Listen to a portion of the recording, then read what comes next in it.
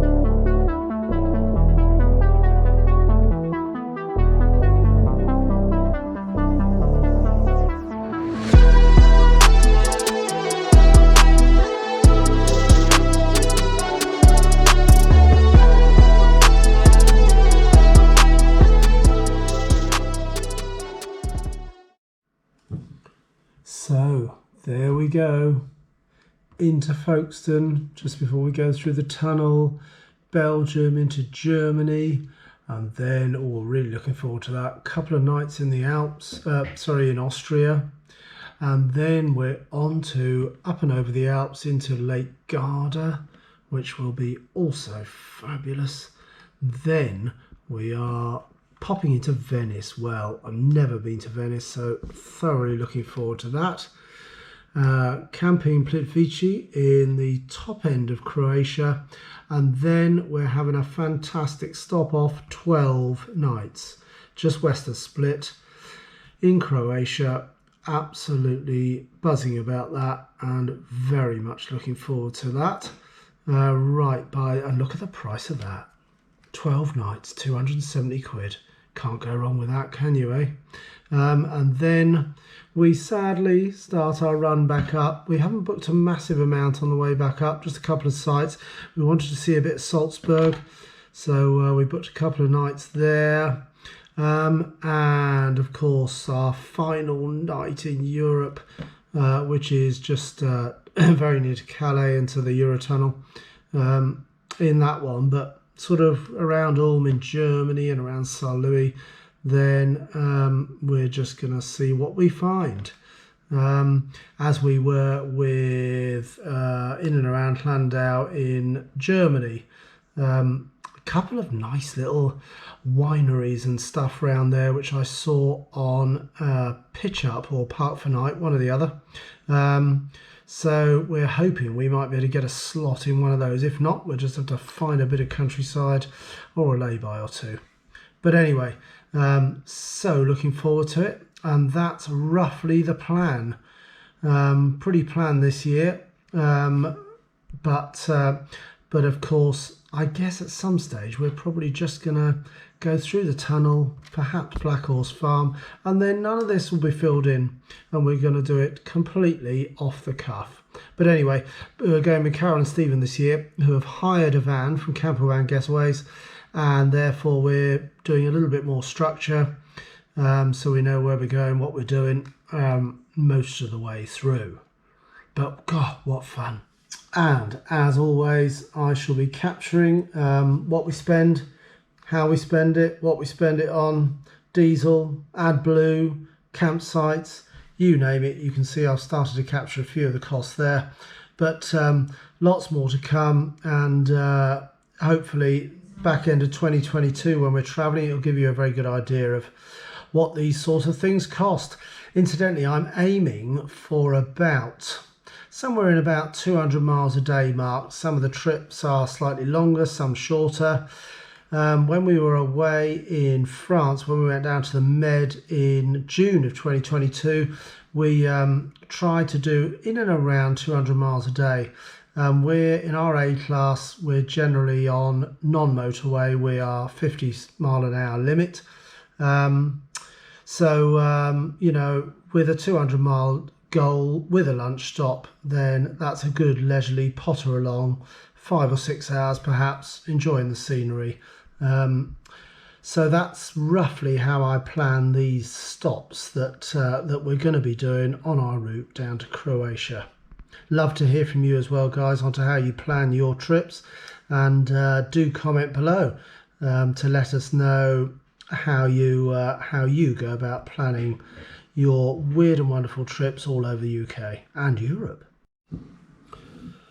Some fair variations in price as well. Sort of got £15 a night there.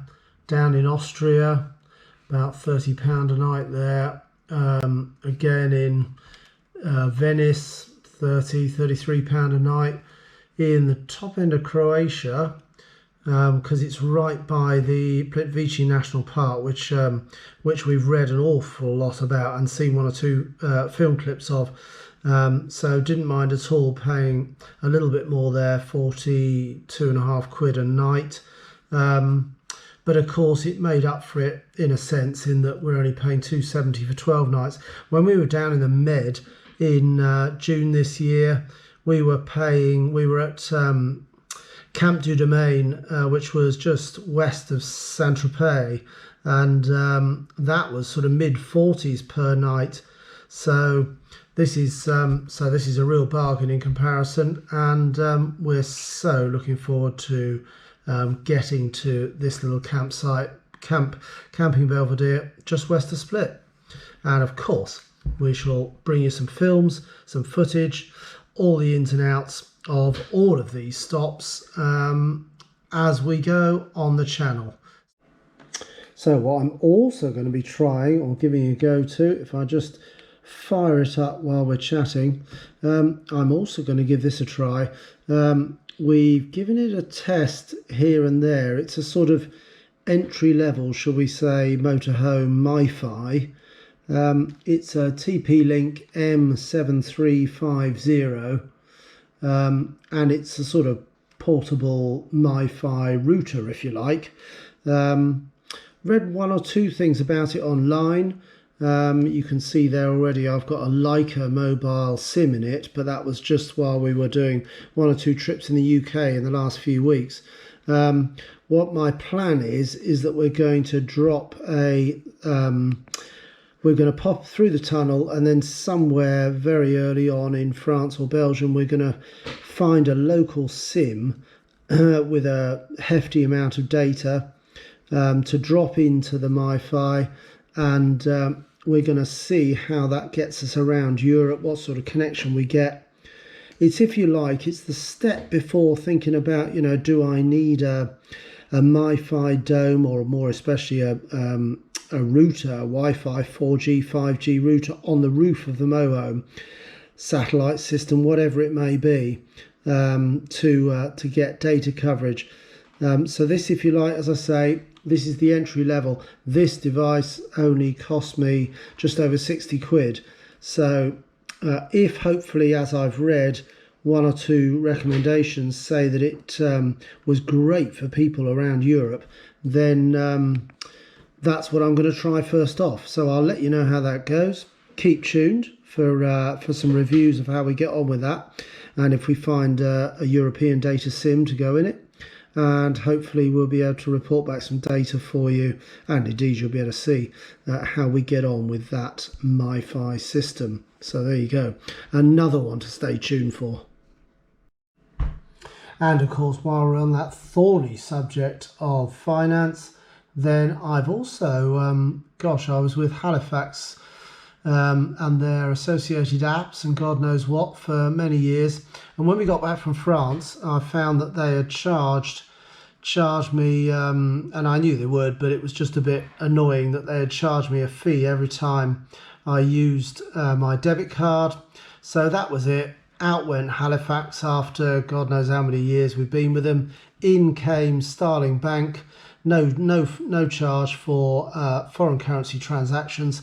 So we're also travelling to Europe with a new banking app, Starling Banking. From first impressions, we've been running it a couple of months now in the UK, and it's been absolutely bloody fantastic. I guess the only thing missing above that is the tunnel. The tunnel itself cost us 194 quid return. That was for a 7.4 metre motorhome. We're about 2.9 metres high. Those, of course, are measurements relevant to the Channel Tunnel and the size of your vehicle, which obviously dictates cost. We're plated at a max of 4.4 tonnes, but we're probably running when we go through the tunnel at about 3.8, 3.9, might be just pushing 4 tonnes. So those are the dimensions. £194 return through the tunnel, and obviously stay tuned and we'll show you that process of getting through the tunnel again. So we of course are right out on the end here, Tenby in fabulous West Wales. The trip across, of course, to Folkestone over here, that's one of our longest days, in fact, travelling. That's about 300 odd miles, just over, to do that journey. But then as Nikki's graphic showed you, we're then off into Belgium. We come down through Luxembourg into Germany, and then as we work our way down here, we're into, of course, look at that, up over the Alps. There's our camping Sennalpe, just on a lake there in Austria. We whiz into that. There we go. There you've got the fabulous Lake Plansee. And then we're out of Lake Plansee, we're up and over the Alps, down into Lake Garda, which I'm so looking forward to, because again, I've heard an awful lot about that, but we've never visited. Then we do another first, we're down, we stay, where are we, in Venice, just in there, Camping Rialto in Venice. Couple of days. We're hoping to obviously hop over on whatever water taxis or the like to have a good old full-on day out in Venice. Fleeting glimpse, some of you of course may say, but yes, that's I'm sure we can come back. And then we go down into Croatia. There we're dropping into Plitvice National Park before carrying on down just west of Split, as I say. And we are into Belvedere camping. So, thoroughly exciting route. As you know from one of our other films that we've done previously, I've already got for our van the Crit Air stickers, which are the emission stickers required for France. But since then I've also added a similar sticker for Germany, which covers us to travel in any of the cities in Germany that are, or the emission zones in Germany that are required to have a sticker for. So we've got that as well now. That's a similar process, incidentally, to the Crit Air process, and equally as cheap. The only thing that I haven't yet done is some of the roads in Austria are potentially toll roads. At the moment, I've asked good old Google to not take us on toll roads and motorways, and that will hopefully keep us away from anything that may require a sticker for the van, or indeed a digital pass for some of their expressways and motorways. But got a little bit of work left to do on that before we finally travel. And it doesn't look as though the digital pass is that expensive. So I may consider getting one of those, so that as we go through, it picks up our number plate and and just obviously adds a cost to our account of travelling on the motorway. But because we are up and around 4.4 tonne max, then we're charged by the kilometre. If you're 3.5 tonne and below, then obviously it's a more standard motorway fee per journey, whereas we're by the kilometre. So that's the final bit I've got to just look at is it worth my while getting a digital pass? Is it worth my while completely avoiding the tolls at all in Austria? But obviously, stay tuned and we'll keep you updated on that process. Our trip is in 2022, so we're pretty up to date, and hopefully it'll be a good guide for you should you be planning on a similar type of route down Europe. Can't wait. How very exciting. And last but by no means least, with a tunnel booked, which incidentally I paid partly for with a little bit of Tesco Club Card points. Every little helps, as they say. And the final bit we've got to do, we've added our API passport info, which I've uploaded previously to Eurotunnel. And we've just got to check all of the COVID requirements.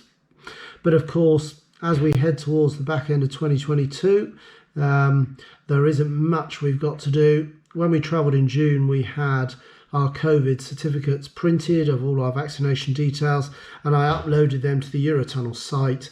They are valid till the end of October, at least into November. So I'm hoping that if there is a requirement to upload COVID stuff, then we can just reuse the same PDFs that we downloaded from the NHS COVID login. So we hope you find some of our planning useful. You might use it in your own trips, of course. Do subscribe to our channel, and then you won't miss out on the films that we produce as a result of our trip to Croatia. Yep, thoroughly looking forward to it, and of course for taking you along with us. So, see you out on the road. Yeah. Take care, guys. See you soon. Bye. Bye now.